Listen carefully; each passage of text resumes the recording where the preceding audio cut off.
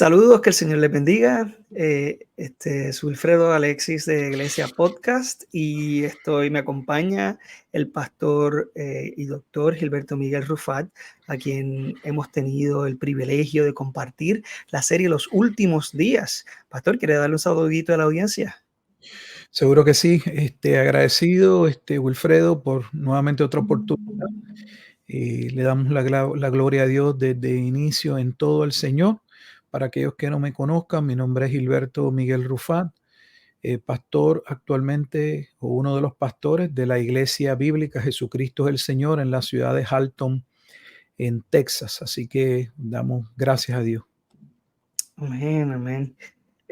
Para aquellos que no han tenido la oportunidad de ver nuestra serie, les invitamos a que se tomen el tiempo de ver los videos que hemos hecho. Están en nuestro canal de YouTube. Si quieren escuchar el audio, también lo pueden encontrar en Spotify y Apple Podcast. Y tenemos una serie, ¿verdad?, de videos relacionados a los últimos días, usualmente demistificando ideas que han sido esparcidas en la iglesia de manera, pues, tradicional. Y yendo a través de la escritura, utilizando la analogía de la fe para interpretar los pasajes que han sido usualmente malinterpretados relacionados a la escatología o el tema, ¿verdad?, de los últimos días.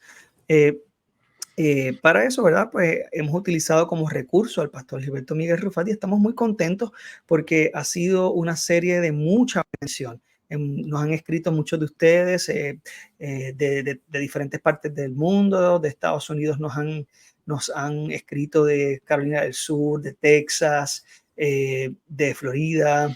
Nos han escrito hermanos de Colombia, nos han escrito hermanos, válgame, de diferentes países, y estamos muy agradecidos por la sintonía, pero la realidad es que el propósito de nosotros estar aquí es poder edificar a los hermanos, pero instarlos a que estudien estos temas en las escrituras, y que esto les incentive a hacer un estudio serio de estos temas y no, pues, dejarse llevar sencillamente porque algún autor favorito le ha propuesto tal o más cual tema.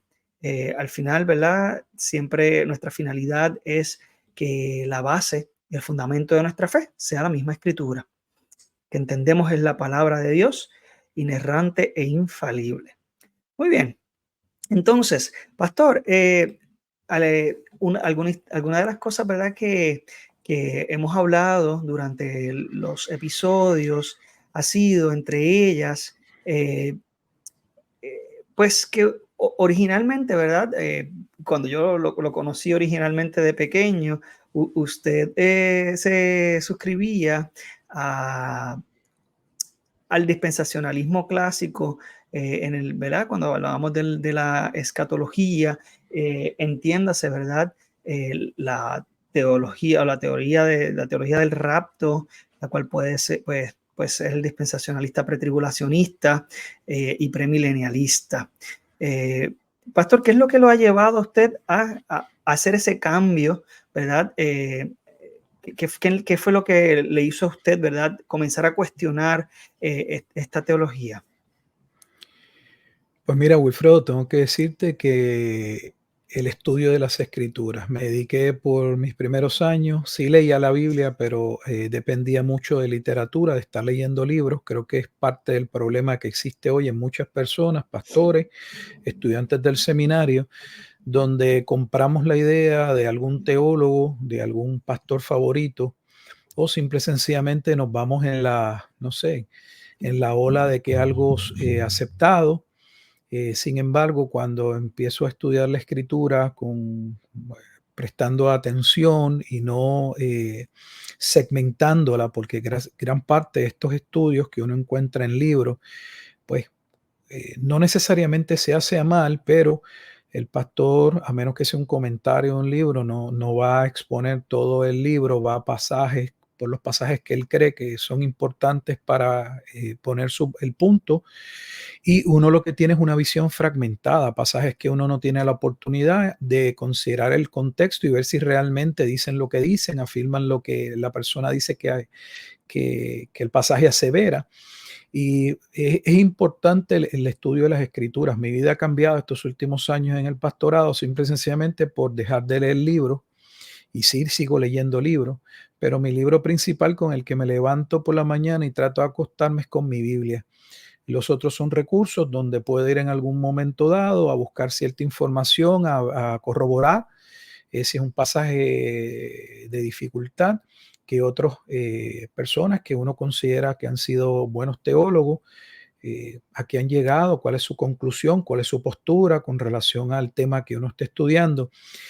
Pero ha sido la escritura, o sea, leer la Biblia me ayudó a salir del dispensacionalismo y específicamente cuando me percaté que era imposible entender el Nuevo Testamento realmente sin el conocimiento del Antiguo Testamento, y ese es uno de los problemas que crea la visión de la teología del rapto, porque aunque muchos no lo entienden, la realidad es que eso es una manera hermenéutica de interpretar las escrituras, más que una visión escatológica, realmente era una manera de interpretar la escritura. Y en esa visión hermenéutica, el Antiguo Testamento, como corresponde al pueblo de Israel, según ellos, y solo a ellos, pues nosotros solo debemos prestar atención al Nuevo Testamento. Lo he dicho en múltiples ocasiones, eso es un error. Ese vacío teológico se llenan, pues, no se queda vacío, se llena con las especulaciones, con lo que me dijeron, con lo que dice mi denominación y así sucesivamente. Y no podemos entonces entender la escritura a la luz de la escritura. Así que estoy tratando de convertirme en uno de los expositores que evidencien, que puedan mostrar, que muestre que la escritura sí se puede interpretar con la escritura. Así que necesitamos, Wilfredo, regresar a la escritura. Definitivo.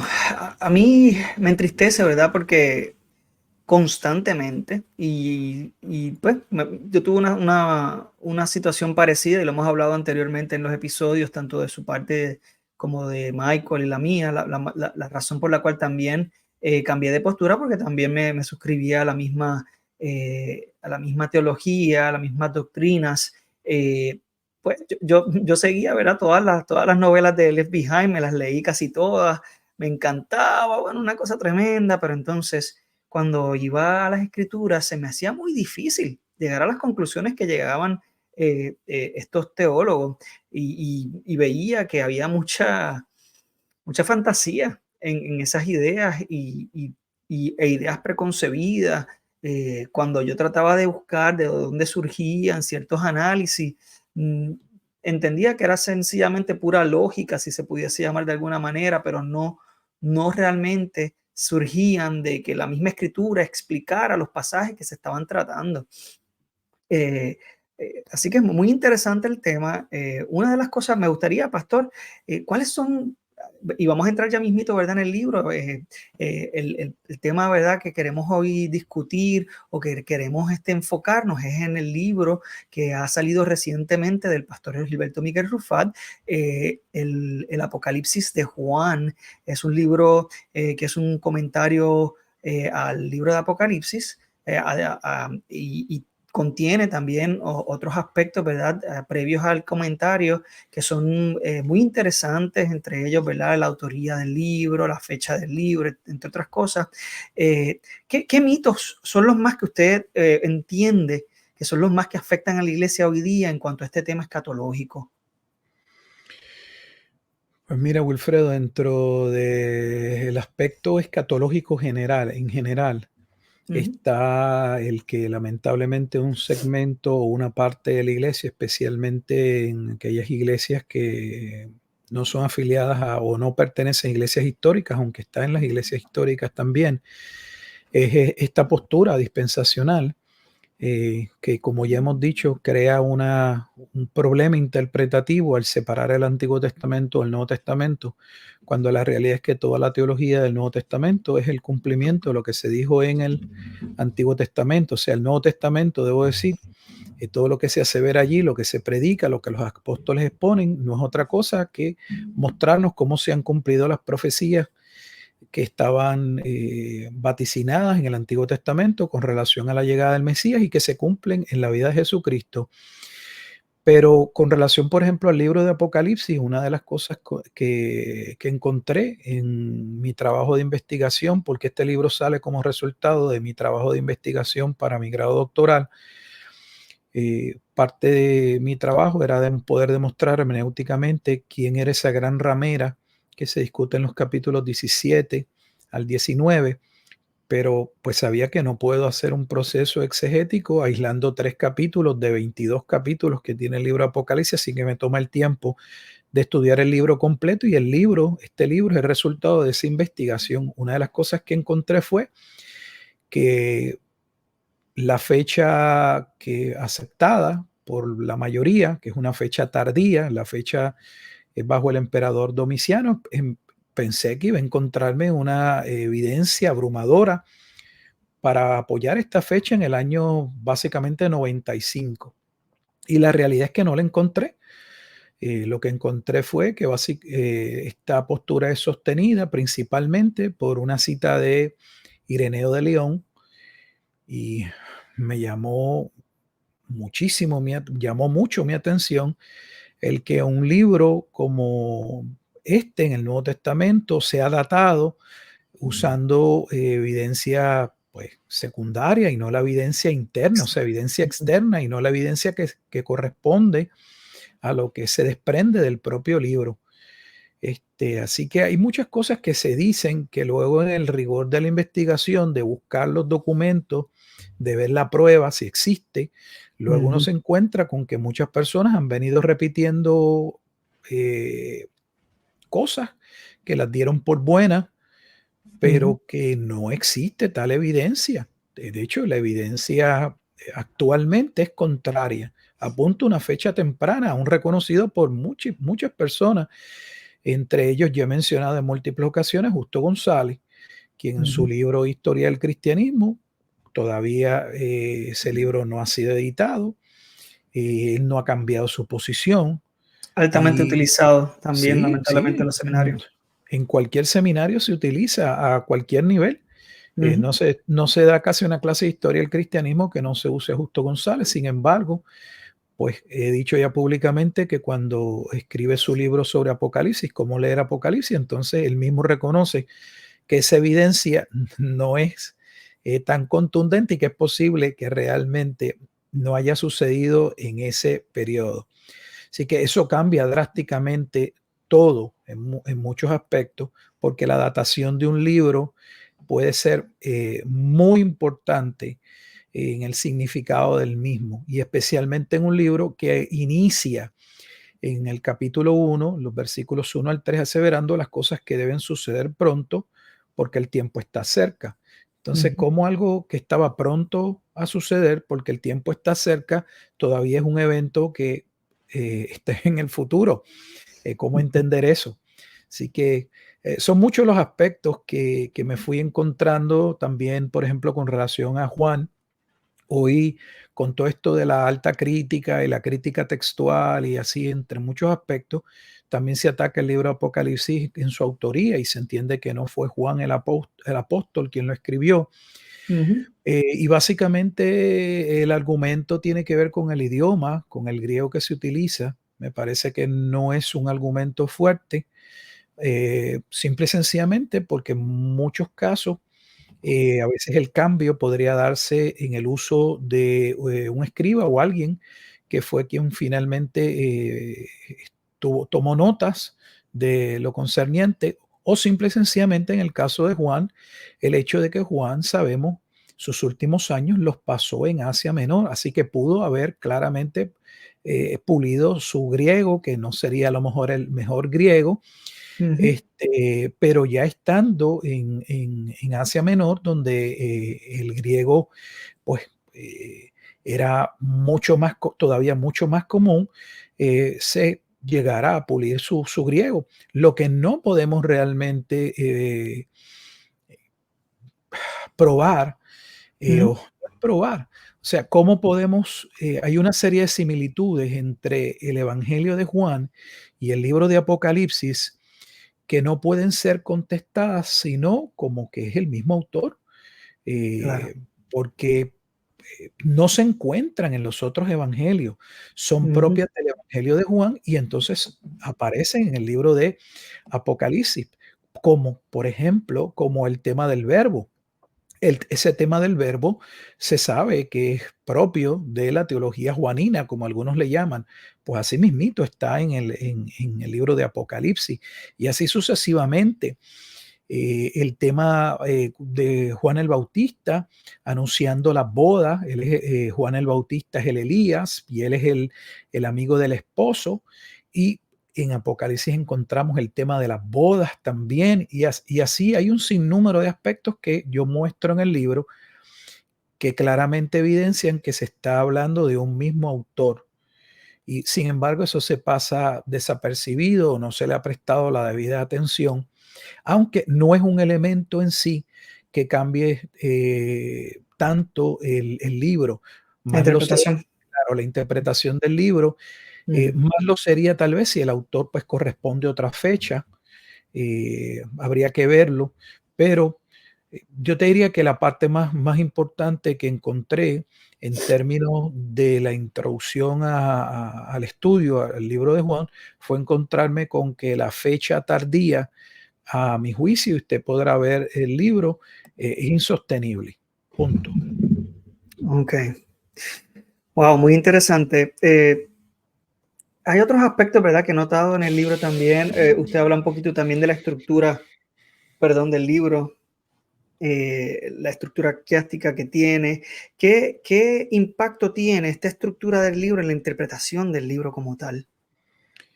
Pues mira, la estructura quiástica es una estructura básicamente, para hacerlo bien sencillo, es una Ujú, estructura de colocar las ideas, si podemos decirlo en forma,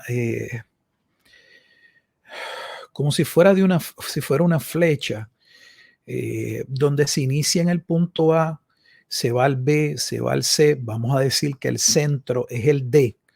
ujú, El D sería el capítulo 12 de Apocalipsis, ese es el centro, ese es el drama, eso es la parte de lo que se quiere hablar, el punto más relevante. Y luego del E, el F al G se regresa nuevamente al principio. Por eso es que vemos que el libro de Apocalipsis termina con un epílogo, volviendo nuevamente al ujú, inicio del libro y a hablar de que el juicio o lo que se está hablando está pronto a suceder. claro. Entonces, esa estructura lo que presenta es presentar una serie de pensamientos eh, que llegan hasta un punto central y luego regresan hacia el punto inicial. Eso significa que van a haber una serie de elementos que van a ser repetitivos. En el caso de Apocalipsis, van a tener la tendencia a mostrar que los eventos van en una escalada, en un increciendo, y la razón es que los 21 juicios o los juicios que se derivan de los 7 sellos, porque son 7 sellos, esos 7 sellos, el séptimo sello da paso a las 7 trompetas y en la séptima trompeta la que da paso a las 7 copas de la ira de Dios.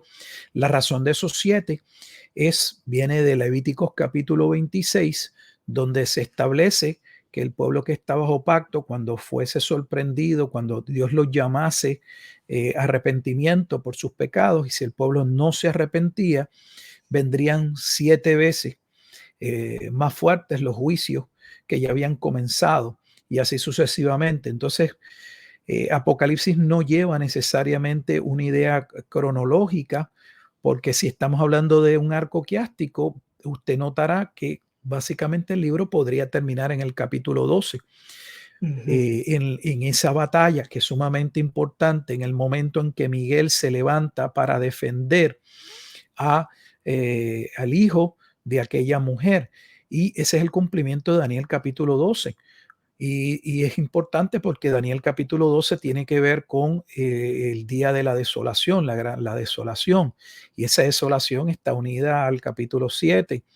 El libro habla de la venida del Hijo del Hombre en las nubes, y la venida del Hijo del Hombre en ujú, las nubes es el juicio sobre la ciudad de Jerusalén, donde entonces está ligado al capítulo 9, el 7, el 9, el 12.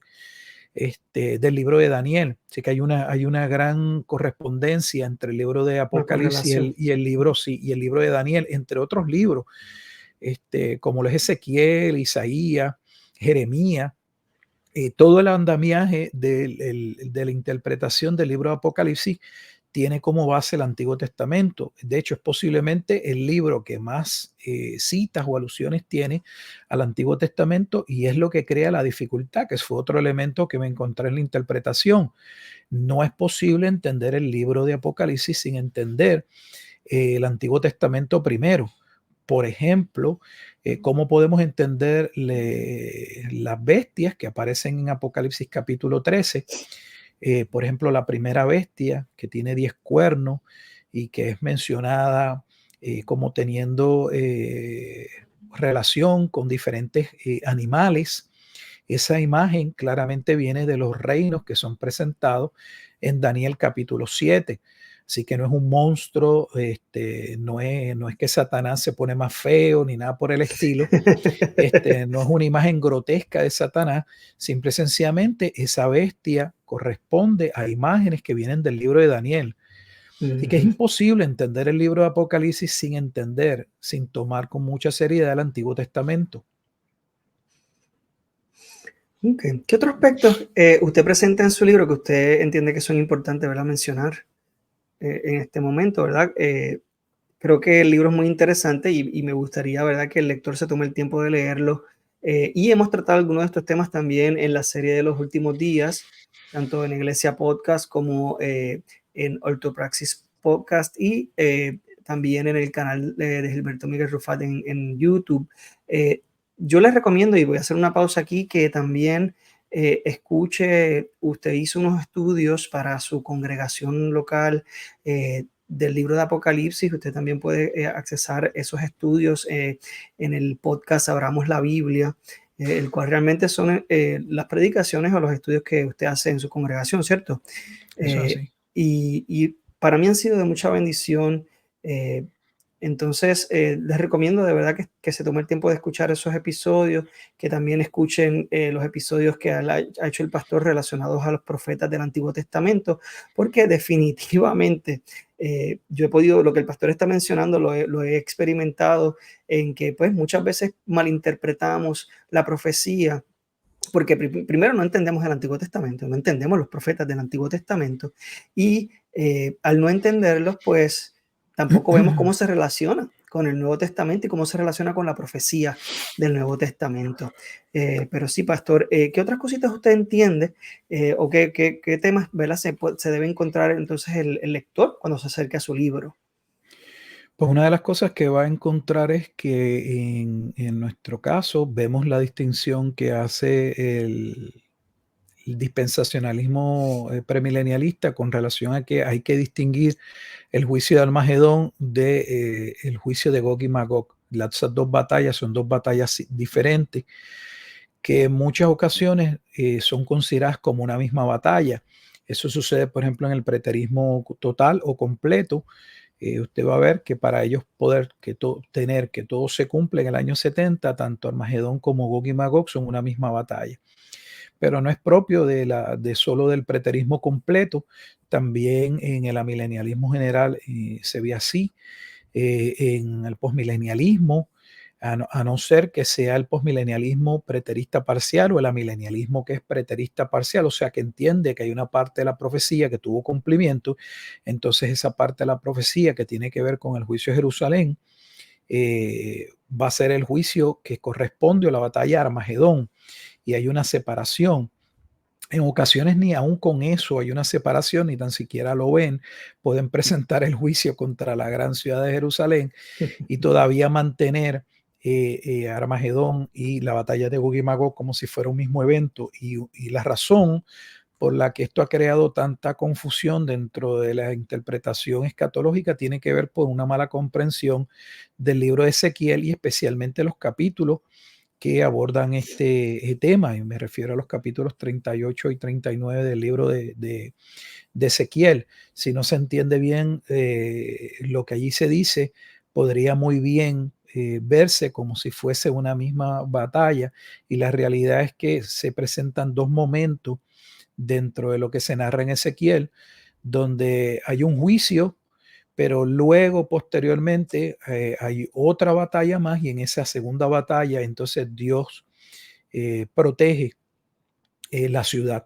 Esas dos ciudades están separadas por un espacio de tiempo y muchos no lo entienden. De hecho, Armagedón sucede en el año 70 y Gog y Magog no sucede sino hasta el final del milenio. Es lo que da paso a la segunda venida, tal como se presenta en Apocalipsis capítulo 20. Es al final de los 1000 años del periodo milenial, donde Satanás es suelto, vuelve a engañar a las naciones y las indispone o las trae para atacar ahora a la ciudad amada, no a la prostituta, no a la ciudad ramera.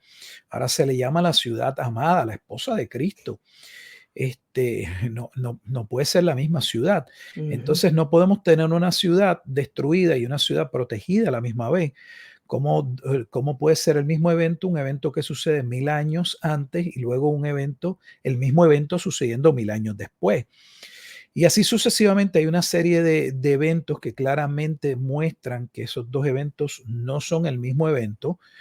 Por darles otro ejemplo, si ustedes miran Apocalipsis capítulo 19, ustedes verán que cuando termina la batalla de Armagedón y se lleva a cabo el juicio, tanto la bestia como el falso profeta son echados al lago de fuego. Ellos no participan en Gog y Magog. Quien único participa es Satanás luego de salir de la cárcel. Entonces, ni tan siquiera tenemos las mismas personas, los mismos personajes actuando en la misma batalla. Pero una lectura breve, sin prestar atención, no va a poder ver cada uno de esos detalles que claramente demuestran que hay una separación. ¿Por qué esto es importante? Porque el libro de Apocalipsis, la trama de lo que trata es de la batalla de Armagedón principalmente. Esa batalla que es el juicio contra la gran ciudad, y ese juicio contra la gran ciudad es la venida del Hijo del Hombre, y la venida del Hijo del Hombre viene de Daniel capítulo 7, donde el Mesías, una vez cumpliera su ministerio, llegara como el Mesías príncipe, moriría por el mismo pueblo, y Dios vendría en juicio contra esa ciudad. Eso se ve claramente en Daniel capítulo 9, versículos 26 al 27. Y ese juicio de la desolación o la gran desolación es el juicio que se está anunciando que estaba pronto a suceder porque el tiempo estaba cerca. Entonces es importante entender de qué trata el libro de Apocalipsis, porque principalmente lo que se ha dicho es que el libro de Apocalipsis trata sobre la segunda venida de Jesucristo. Y la segunda venida de Jesucristo no sucede en Apocalipsis sino hasta luego del milenio, en el capítulo 20, y corresponde nuevamente no a la batalla de Armagedón, sino a lo que sucede en Gog y Magog, en ese último intento de Satanás, esta vez contra la iglesia. Wow, qué interesante. Eh, Definitivamente yo les recomiendo que se tomen el tiempo de estudiar el libro de Apocalipsis. Les recomiendo este libro y este recurso, no porque tal vez el pastor, ¿verdad? Haya escrito de manera inspirada en el Espíritu Santo, sino que soy testigo de su uso de la misma escritura para explicar la misma escritura.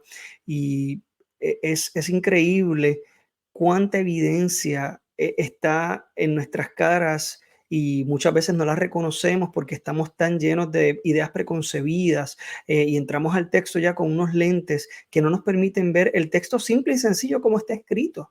Le buscamos explicaciones externas al texto cuando el texto mismo explica lo que quiere decir.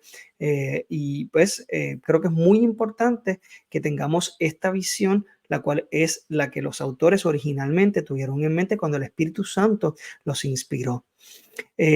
Nada, le agradezco mucho, Pastor, por este ratito. Le invitamos a que adquieran el libro. Pastor, ¿cómo se puede adquirir el libro? Pues mira, el libro está publicado en Amazon, el libro está en formato digital, o sea, en Kindle. Ujú. Está en formato libro, papel, tapa blanda y tapa dura. Ok. Así que el único lugar donde va a encontrar el libro es en Amazon, ¿no? puede entrar Ujú, a Amazon y pone Gilberto Miguel y a veces hasta con Gilberto ya empieza a aparecer o Gilberto Miguel Rufat y va a ver los ujú. libros y ahí Ah, puede ver el Apocalipsis de Juan. sí, lo debieron haber estado viendo en pantalla, lo deben estar viendo en pantalla ahora mismo. Eh, Además de esto, pastor, yo le pregunto, ¿hay alguna, y esto es pregunta mía, vi que el libro que lanzó también de las doctrinas de la gracia, lo lanzó también en formato libro, audiolibro? ¿Hay algún plan de lanzar eventualmente este libro o alguna otra de sus obras en audiolibro? Pues mira, yo no sé, yo no estaba buscando hacerlo en audiolibro, de hecho es la primera vez que publico un libro y Amazon me dice que está disponible para ser publicado en audiolibro. No fue que lo iba a hacer en audiolibro, sino que publico el libro y me Ujú. encuentro con que dice que estaba el libro habilitado. No sé qué fue lo que hice que permitió que estuviera habilitado. No tengo idea con toda honestidad, pero decía, mire, si gusta, podemos colocar su libro en audio.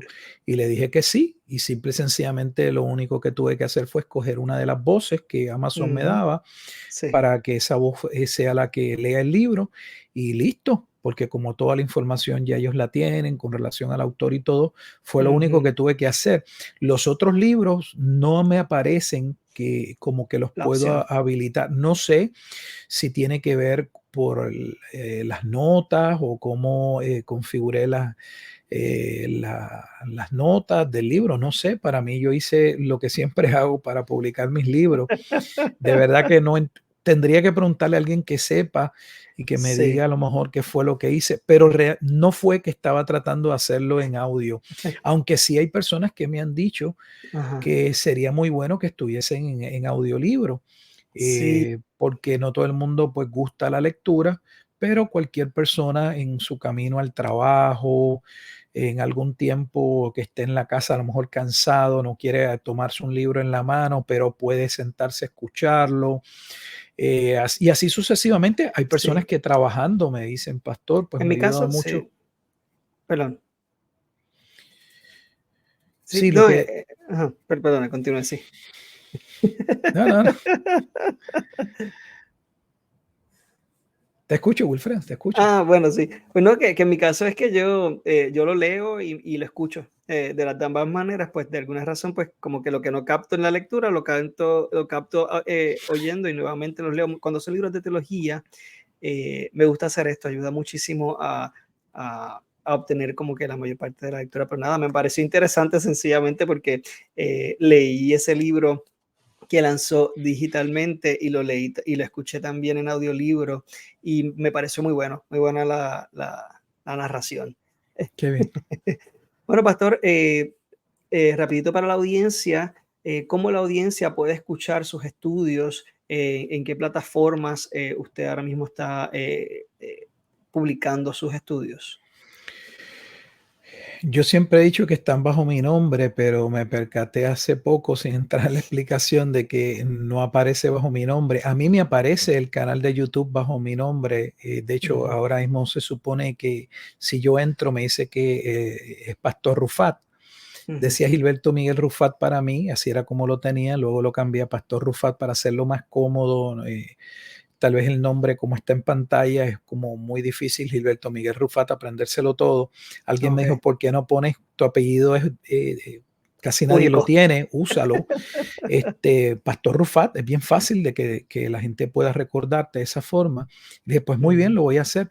Lamentablemente, cuando uno uso un browser que no ujú, esté bajo mi cuenta, me encuentro que no aparece bajo ni Gilberto Miguel Rufat, ni aparece bajo Pastor Rufat. ok, Aparece bajo Reformado 365, 365. ok, Desconozco la razón. Ese fue un nombre que tuve un momento dado en el canal, ok.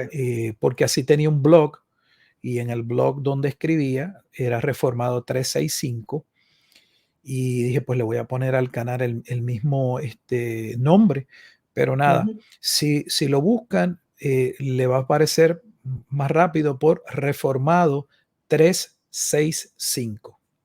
Ok. Y sé que en las plataformas de podcast por lo menos en Apple Podcast y en Spotify he visto, y está como Abramos la Biblia.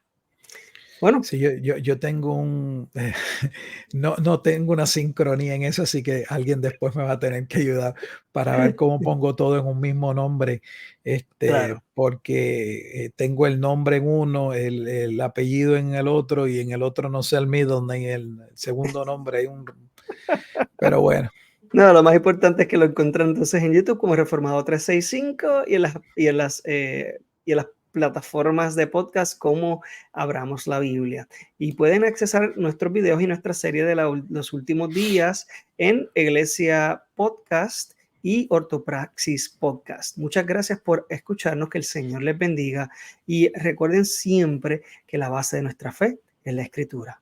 Se les bendiga. bendiciones.